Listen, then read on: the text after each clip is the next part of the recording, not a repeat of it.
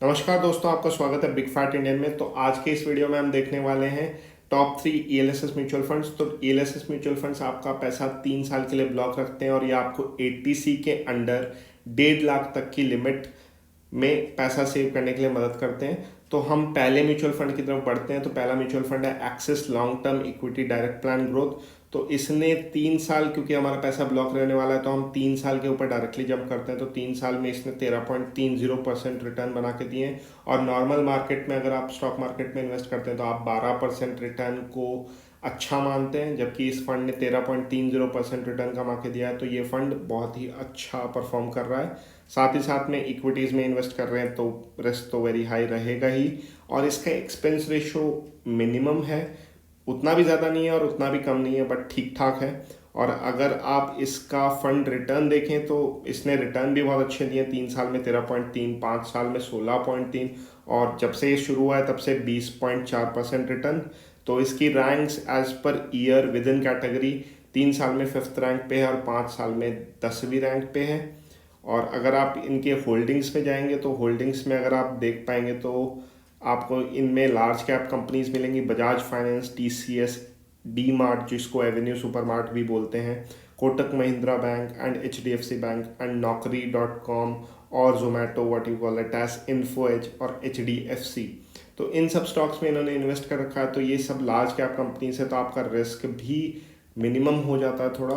और अगर हम सेकेंड म्यूचुअल फंड की तरफ चलते हैं तो सेकेंड म्यूचुअल फंड जो है वो है Canara Robeco equity tax saver direct growth. तो आप जब भी किसी म्यूचुअल फंड में इन्वेस्ट कर रहे हो तो आप ये देखें कि वो डायरेक्ट प्लान हो, जिससे कि आपको एक्सपेंस रेशियो ज़्यादा ना देना पड़े, और वो एक ग्रोथ फंड हो। बिकॉज अगर डिविडेंड फंड हुआ तो आपको डिविडेंड मिल जाएगा और उस पर भी आपको टैक्स भरना पड़ेगा। उससे अच्छा ये है कि आपका डिविडेंड भी उस फंड में इन्वेस्ट हो जाए और आपको वो टैक्स भी ना भरना पड़े।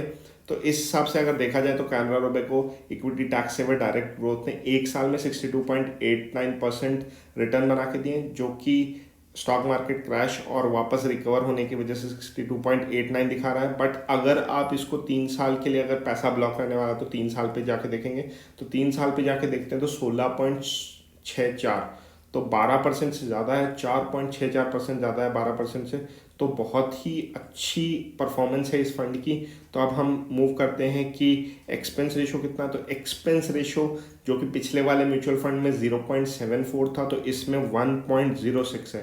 तो यहाँ पे एक्सपेंस रेशो बहुत ही ज़्यादा है, बट म्यूचुअल फंड बहुत अच्छा परफॉर्म कर रहा है। जबकि अगर आप इसकी रैंकिंग्स देखना चाहेंगे तो इसने 1 साल में 62.9% और 17th रैंक पे है, और 3 साल में 16.6% रिटर्न जो कि 3rd नंबर पे है, और 5 साल में 17.1% जो कि 5th रैंक पे है। पर सिंस इंसेप्शन इसने 16% ही कमा के दिया, जो कि पिछले वाले ने 20% कमा के दिया था। अगर हम इसकी होल्डिंग्स पे जाते हैं तो होल्डिंग्स में आप देखेंगे तो आपको पता चलेगा कि इन्फोसिस, जो कि टेक में बहुत ही बड़ा नाम जाना जाता है, वो कंपनी होल्ड करते हैं। आईसीआईसी बैंक, जो कि आप अमेजोन पे जिसका क्रेडिट कार्ड यूज़ करते हैं और कितनी बड़ी कंपनी है। HDFC Bank, mammoth, State bank of India, Larsen and Toubro, Bajaj finance, Axis Bank, TCS. So these are the large cap companies which they are holding. So इनमें भी रिस्क थोड़ा कम हो जाता है, कम नहीं होता है बट थोड़ा कम हो जाता है। और अगर हम तीसरे म्यूचुअल फंड जो कि फर्स्ट नंबर पे आता है उस पे जाएं तो वो है Mirae asset tax saver fund. तो इस फंड को मैं क्यों बोलना चाह रहा हूँ, क्योंकि इसने 1 साल में 76.93% रिटर्न तो कमा के ही दिए हैं, बट अगर आप 3 साल में देखेंगे तो 17.38% रिटर्न दे रहा है, जबकि एक ईएलएसएस फंड है। और यहाँ पे अगर आप आगे देखेंगे तो इसका एक्सपेंस रेशियो बहुत कम है। तो इसका एक्सपेंस रेशियो कम है तो आपको अगर आपके 100 रुपये में से 0.29% आपको वो देना पड़ रहा है, तो दैट इज़ वेरी मिनिमम। आपको ये तभी समझ में आएगा जब आप लॉन्ग टर्म में इन्वेस्ट करेंगे और आपका एक्सपेंस रेशियो कम होगा, तो आपको रिटर्न्स बहुत ज़्यादा मिलेंगे। 1% का return can cost you around 5 to 6 lakh rupees depending upon how many years you are investing. तो अगर हम इसकी परफॉर्मेंस देखें ईयर वाइज, तो ईयर वाइज इसका फर्स्ट 1 ईयर में इसका रैंक था 3 और इसने 76.9% रिटर्न्स कमाए, जबकि 3 साल में 17.4% रिटर्न कमाया और सेकंड नंबर पे आता है, और 5 साल में 22.2% रिटर्न। और साथ में सेकेंड रैंक, और सिंस इंसेप्शन मतलब जब से स्टार्ट हुआ है तब से 21.8% रिटर्न कमा के दे चुका है। तो अगर हम इनकी कंपनी पे देखते हैं कि इन्होंने क्या क्या होल्ड कर रखा है, तो सबसे पहली कंपनी जो नाम आता है mammoth HDFC bank, then Infosys, ICICI bank, Axis bank, Bharti Airtel जो कि जियो के टक्कर में है, TCS, state bank of India, Maruti Suzuki, Reliance industries जो कि एक मैमथ है, JK cement and many more.